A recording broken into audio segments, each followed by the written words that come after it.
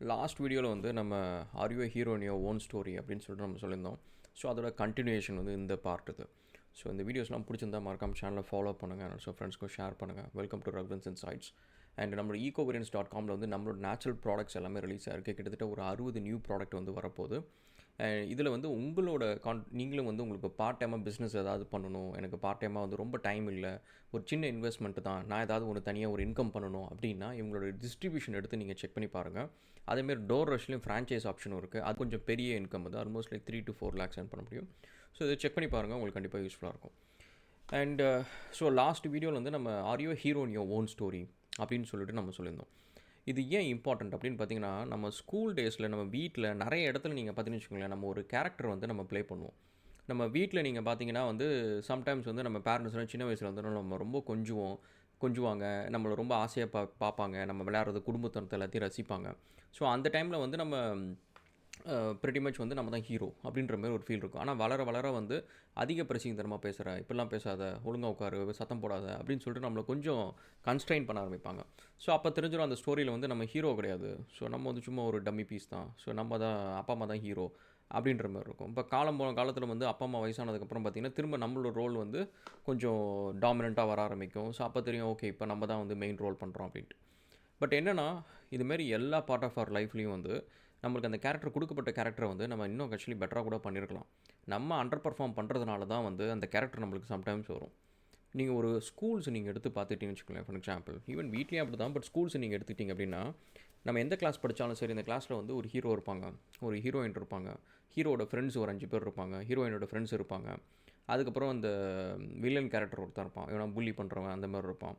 And இந்தமாரி வந்து நிறைய டிஃப்ரெண்ட் கேரக்டர்ஸ் இருக்கும். நீங்கள் நல்லா யோசிச்சு பார்த்தீங்கன்னா, இப்போ உங்கள் ஸ்கூல் டைமில் அந்த ஹீரோ கேரக்டர் பேர்லாம் உங்களுக்கு ஞாபகம் இருக்கும், அந்த ஹீரோட ஃப்ரெண்ட்ஸ் பேர் ஞாபகம் இருக்கும், அந்த காமெடியன் ஒருத்தர் இருப்பார், ஸோ அவரோட பேரும் உங்களுக்கு கண்டிப்பாக ஞாபகம் இருக்கும். கிளாஸில் செம்மையாக ஒருத்தர் ஜோக் பண்ணியிருப்பார், அவரெலாம் காமெடி இருக்கும்.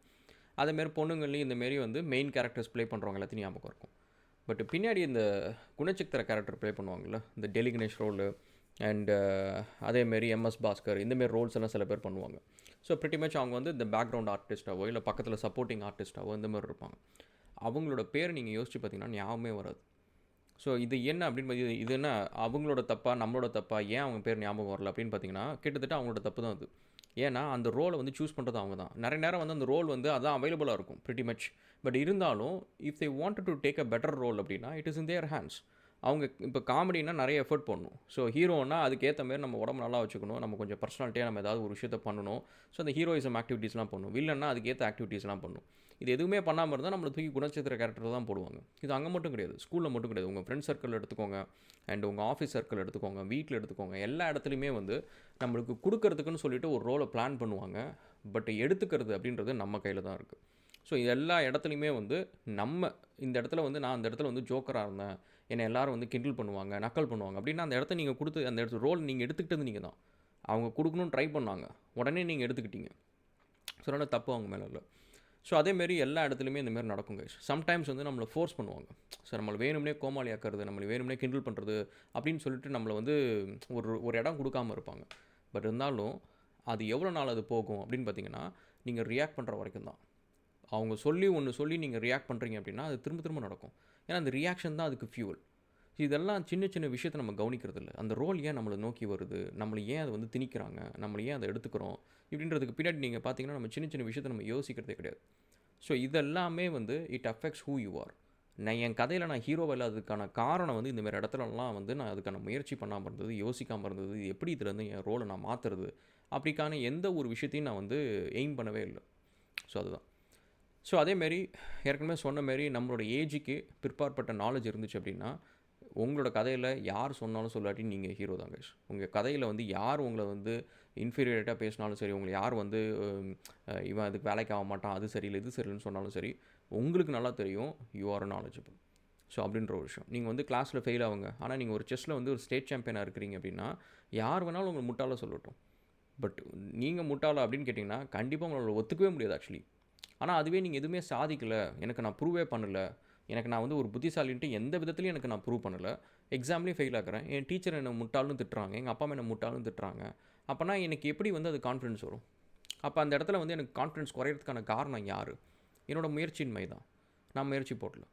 ஸோ அதேமாரி எனக்கு வந்து மற்றவங்க மாரி நல்லா வாழணும், லைஃப்பில் நல்லா இருக்கணும், எனக்கு வந்து லைஃப்பில் நிறையா பணம் சம்பாதிக்கணும் அப்படின்றப்ப நம்ம கையில் வந்து இன்றைக்கி ஒரு ₹1,00,000 கொடுத்தாங்கன்னா நம்ம வாழணும், சாதிக்கணும் எல்லாம் யோசித்தோம். நிறைய பணம் சம்பாதிக்கணும்னு எல்லாத்தையும் யோசித்தோம்.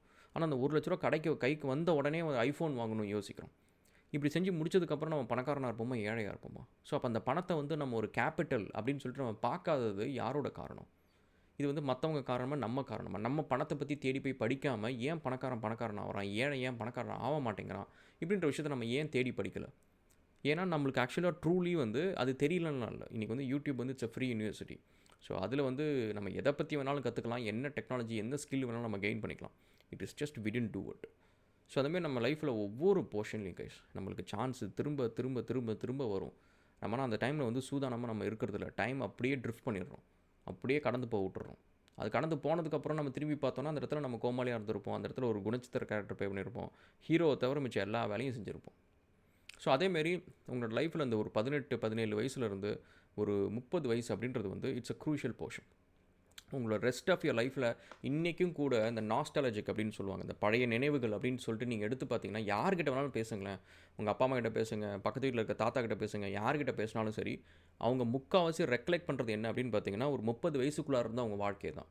ஒரு 25 வயசுக்குள்ளே இருக்கிற வாழ்க்கை, 30 வயசுக்குள்ளே இருக்கிற வாழ்க்கை தான் அவங்க ரெக்லெக்ட் பண்ணுவாங்க. இந்த 30 வயசு இந்த 40 வயசு வாழ்க்கையில் வந்து நம்ம நீங்கள் யோசிச்சு பார்த்தீங்கன்னா அந்த லைஃபையும் எல்லாம் தாண்டி தான் வந்திருப்போம்.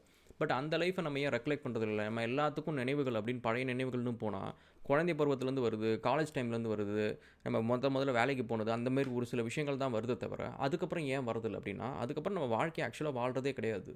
அதுக்கு முன்னாடி வரைக்குமாவது நம்ம ஓரளவுக்கு ரசித்து வாழ்கிறோம், ஓரளவுக்கு லைஃப்பை சந்தோஷமாக இருக்கணும்னு நினைக்கிறோம், அதெல்லாம் பண்ணுறோம். நம்மளுக்கு ஆக்சுவலி எதுவுமே நம்ம செய்யாட்டி உருப்படக்கூடாது, நம்ம சுற்றி இருக்கிற சர்க்கிள் வந்து சந்தோஷமாக இருப்பாங்க, நம்ம கொஞ்சம் வைப் பண்ணியிருப்போம். ஸோ அப்படி இருக்கிறப்ப அதை நம்ம அவ்வளோ தூரம் பண்ணுற நம்ம 22, 23 வயசு வரைக்கும் நம்ம லைஃப்பை வந்து மிச்சம் இருக்கிற வாழ்நாள் ஃபுல்லாக நம்ம யோசிக்கிற அளவுக்கு வாழ்கிறத ஒரு வாழ்க்கையை நம்ம இன்னும் பெட்டராக வாழ்ந்துருக்கலாம். அதேமாரி அதுக்கப்புறமும் இருக்கிற லைஃப்பையும் நம்ம திரும்ப நினைவுகளாக நம்ம மாற்றுற அளவுக்கு நம்ம நல்லா வாழ்ந்துருக்கலாம். அதுலேயும் நம்ம வந்து ஒரு ரோல் ப்ளே பண்ணியிருக்கலாம். ஆனால் அந்த இடத்துல வந்து நம்ம கையில் கிடைக்கிற கஷ்டம் எல்லாத்தையும் கொண்டு போய் கண்ணுக்கிட்ட வச்சு நம்ம பார்த்து நம்ம லைஃப்பை முடிச்சுக்கிறோம். அதோடய அந்த கஷ்டத்தோட போராட்டத்தை நம்ம வாழ்க்கைன்னு முடிச்சிடுறோம்.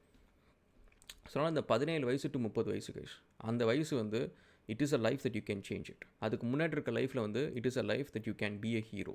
அந்த ஹீரோவாக இருக்கிற லைஃப் வந்து உங்களுக்கு வெறுமனையாக ஒரு பழைய நினைவுகள் மட்டும் இருக்காது. உங்கள் லைஃபுக்கு மிச்ச லைஃபுக்கான கான்ஃபிடன்ஸ், மிச்ச லைஃபுக்கு வந்து உங்களை யாரையாவது இன்ஃபீரியர் காம்ப்ளெக்ஸிட்டி கொடுக்குறாங்க அப்படின்னா அது உள்ளார உங்களுக்கு ரொம்ப பார்த்துக்கிறதுக்கான ஒரு வேக்சின் அது. ஸோ அது எல்லாமே அந்த லைஃப்பில் நீங்கள் க்ரியேட் பண்ணணும். அதேமாரி இந்த 18 to 30 வயசு அதுக்குள்ளார நாலேஜு, ஸ்கில்லு, எக்ஸ்பீரியன்ஸு, பணத்தை பற்றி தெரிஞ்சுக்கிறதா இருக்கட்டும், பணம் சம்பாதிக்கிற விஷயமா இருக்கட்டும், ஓடி போய் ரிஸ்க் எடுக்கிறதா இருக்கட்டும், இது எல்லாமே பண்ணலாம். இன்னொன்று என்னென்னா நம்ம ரெப்புடேஷன் ஏர்ன் பண்ணுறதுக்கு முன்னாடியே ரெப்புடேஷனை பற்றி கவலைப்படுறது. இன்றைக்கி நீங்கள் கவனிச்சிங்கன்னா உலகம் முழுக்க வந்து உங்களுக்கு ஒரு 25 வயசு ஆகுது அப்படின்னா உங்களை மாரி வந்து இந்தியாவில் மட்டுமே கோடிக்கணக்கான பேர் இருக்கிறாங்க.